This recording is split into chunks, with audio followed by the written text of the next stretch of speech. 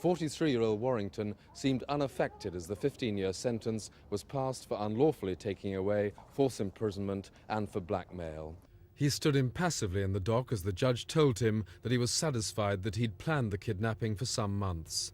The victim of his crime, millionaire's wife Margaret Smith, listened in court as Warrington pleaded guilty to her kidnapping last February, but she was surprised by the length of the sentence. Amazed. In what way? It's a very long time. I mean, I know that it was a very awful thing that happened, but I really didn't expect that length of time. You think it's fair? A difficult one, isn't it? I have sympathy for his wife and his family. The court heard how the failed property developer had burst into the Smiths' secluded house, masked, with a pitchfork and an imitation Browning pistol.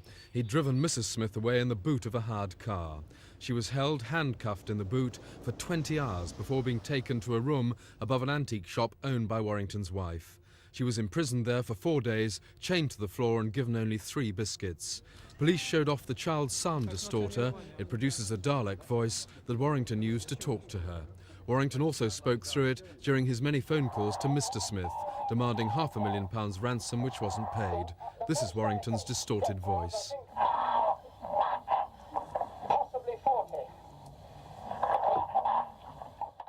After 5 days of captivity, Margaret Smith managed to shout through a window of the Hemel Hempstead shop and a milkman called the police. Warrington was arrested shortly after. Mrs. Smith is still affected by her ordeal. I'm not keen on going for walks on my own. I have not been in the house on my own. My children are very, very attentive and concerned for me, as is my husband. Warrington's wife revealed in court that she and their 2 children will be evicted from their Hemel Hempstead home at the end of this month. Their children have already had to leave their private schools.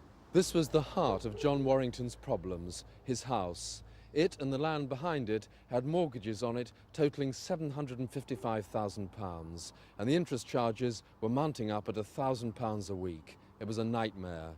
With creditors closing in and his attempts to write crime thrillers unsuccessful, he decided to kidnap Mrs. Smith. The court heard he'd met Mr. Smith 10 years ago. The millionaire was a governor of his son's private school.